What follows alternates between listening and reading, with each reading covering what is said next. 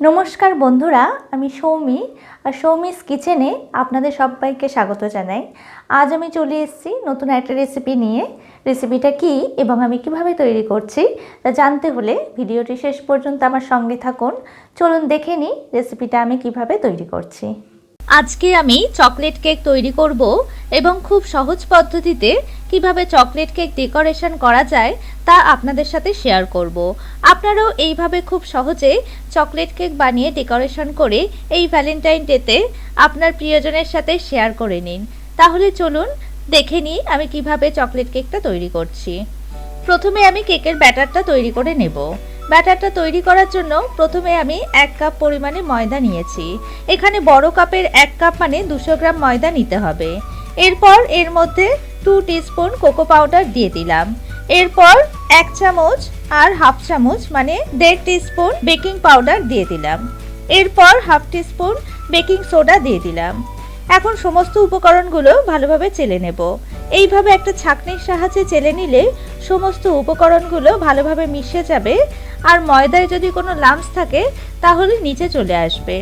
এখন লাম্পসগুলো একটা চামচ দিয়ে মিশিয়ে নেব। এরপর চিনি ও ডিমটা ভালোভাবে মিক্সিং করে নেব। এখানে একটা মিক্সিং বলে একই কাপের মাপে 1 কাপ পাউডার সুগার মানে 200 গ্রাম পাউডার সুগার নিয়েছি। প্রথমে আমি চিনিটা মিক্সিং জারে ঢেলে গুঁড়ো করে নিয়েছি। এইভাবে গুঁড়ো করে নিলে পাউডার সুগার তৈরি হয়ে যাবে। এরপর এর মধ্যে 3টে ডিম ফাটিয়ে দিয়ে দেব। সমস্ত উপকরণগুলো অবশ্যই রুম টেম্পারেচারে রাখতে হবে। এরপর এর মধ্যে 1/4 কাপ ভেজিটেবল অয়েল মানে 50 গ্রাম ভেজিটেবল অয়েল দিয়ে দিলাম। আপনারা চাইলে ভেজিটেবল অয়েলের পরিবর্তে মেল্টেড বাটারও ব্যবহার করতে পারেন। এখন আমি সমস্ত উপকরণগুলো মিক্সিং গ্রাইন্ডারে ভালোভাবে ফেটিয়ে নেব।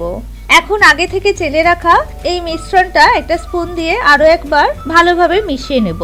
এইভাবে মিশিয়ে নিলে সমস্ত উপকরণগুলো খুব ভালোভাবে মিশে যাবে। এবার মিক্সিতে ব্যাটারটা ভালোভাবে তৈরি করে নিয়েছি। একটা স্মুথ ব্যাটার তৈরি হয়েছে।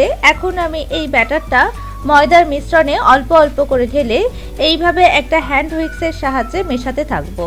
অল্প অল্প করে এইভাবে ব্যাটার ঢেলে মিশ্রণটা তৈরি করে নেব। এখন আমি রুম টেম্পারেচারে রাখা হাফ কাপ দুধ অল্প অল্প করে দিয়ে মিশিয়ে নেব। মিক্সিংটা ঘন হয়েছে তাই আমি এখানে দুধ ব্যবহার করছি। দুধটা এইভাবে অল্প অল্প করে ঢেলে ভালোভাবে মিশিয়ে নিলাম। ব্যাটারটা খুব ভালোভাবে মিশিয়ে নিয়েছি। এখন আমি একটা কাপে 1 টিস্পুন কফি আর 1/4 কাপ উষ্ণ গরম জলে গুলে নিয়েছি। এখন কফিটা এর মধ্যে কিছুটা পরিমাণ দিয়ে মিশিয়ে দেব। পুরোটা একেবারে দেব না, যদি প্রয়োজন হয় পরে আরও কিছুটা দিয়ে দেব। আবারও ভালোভাবে হ্যান্ড হুইক্স দিয়ে মিশিয়ে নিলাম। দেখুন ব্যাটারের কনসিস্টেন্সিটা এইরকম হবে। বাকি কফিটা আমি আর দিচ্ছি না, খুব বেশি পাতলা হলে কেকটা ভালো তৈরি হবে না। এরপর এর মধ্যে 1 টিস্পুন ভ্যানিলা এসেন্স দিয়ে দিলাম। এবার ভালোভাবে এসেন্সটা মিশিয়ে নিলাম। সুন্দর একটা গ্লসি ব্যাটার তৈরি হয়েছে। ব্যাটারটা এইরকম ফিতের মতো হলে ব্যাটারটা তৈরি হয়ে যাবে। ব্যাটারটা এখন একটা কেক টিনে ঢেলে বেক করে নেব। এখানে আমি একটা রাউন্ড শেপের অ্যালুমিনিয়ামের কেক টিন নিয়েছি। এর মধ্যে একটা A4 সাইজের সাদা পেপার গোল শেপে কেটে নিয়েছি। আপনাদের কাছে বাটার পেপার যদি না থাকে তাহলে এই রকম A4 সাইজের সাদা পেপার ব্যবহার করতে পারেন। কোনো কালার পেপার কিন্তু ব্যবহার করা যাবে না। এখন আমি চারিদিকে ভালোভাবে তেল ব্রাশ করে নেব। চারিদিকে ভালোভাবে তেল ব্রাশ করে নিয়েছি। এখন আমি ব্যাটারটা এর মধ্যে ঢেলে দেব। এইভাবে একটা স্প্যাচুলা বা হাতা দিয়ে ব্যাটারটা ঢেলে দিলাম। এখন আমি চারিদিকে ট্যাপ করে নেব যাতে এয়ার বাবলস না থাকে। এবার কেকটা বেক করে নেব। এখানে আমি একটা কেক ওভেন নিয়েছি। ওভেনটা প্রিহিট করে নিয়েছি। এখন ব্যাটারটা এর মধ্যে দিয়ে দিলাম। এবার ঢাকনিটা দিয়ে আটকে দিলাম। 180 ডিগ্রি সেলসিয়াস টেম্পারেচারে 40 থেকে 45 মিনিট সময় ধরে কেকটা বেক করে নেব। আপনারা চাইলে মাইক্রো ওভেন অথবা প্রেসার কুকারেও কেকটা বেক করে নিতে পারেন। 45 মিনিটস পর ঢাকনিটা খুলে দেখে নেব কেকটা বেক হয়েছে কিনা। আমি একটা স্কিওয়ার দিয়ে মাঝখানে প্রিক করে দেখে নেব কেকটা বেক হয়েছে কিনা। দেখুন কেকটা একদম বেক হয়ে গেছে, কোনো ব্যাটার লেগে নেই। এখন আমি কেকটা ওভেন থেকে নামিয়ে ঠান্ডা করে নিয়ে ডেকোরেশন করে নেব। কেকটা ঠান্ডা হয়ে গেছে। এখন একটা নাইফ দিয়ে কেকটা ডিমোল্ড করে নেব। এবার একটা প্লেট উপর দিয়ে ঢেকে কেক টিনটা উল্টে দিলাম। এবার উপর দিয়ে একটু ট্যাপ করে নিলেই কেকটা উঠে আসবে। এখন পেপারটা আস্তে করে উঠিয়ে নিলাম। এখন কেকটা সোজা করে নিলাম। এবার একটা নাইফ দিয়ে উপরের পোর্শনটা কেটে সমান করে নেব। এবার কেকের উপরে একটা ব্রাশ দিয়ে সুগার সিরাপটা চারিদিকে দিয়ে দেব। আমি 2 চামচ চিনি, হাফ কাপ জল দিয়ে ভালোভাবে ফুটিয়ে নিয়ে সুগার সিরাপটা তৈরি করে নিয়েছি। এবার কেকটা সুগার সিরাপ দিয়ে ভালোভাবে ময়েস্ট করে নেব। কেকটা ময়েস্ট হয়ে গেছে। এবার আমি একটা বোল নিয়েছি, এর মধ্যে আমুলের ফ্রেশ ক্রিম নিয়েছি। এখানে আমি 150 ml ফ্রেশ ক্রিম নিয়েছি। এর মধ্যে চকলেট সিরাপটা দিয়ে দিলাম। এবার ফ্রেশ ক্রিমটা চকলেট সিরাপের সাথে ভালোভাবে মিশিয়ে নেব। এবার ভালোভাবে একটা হ্যান্ড উইক্স দিয়ে ফেটিয়ে নিতে হবে।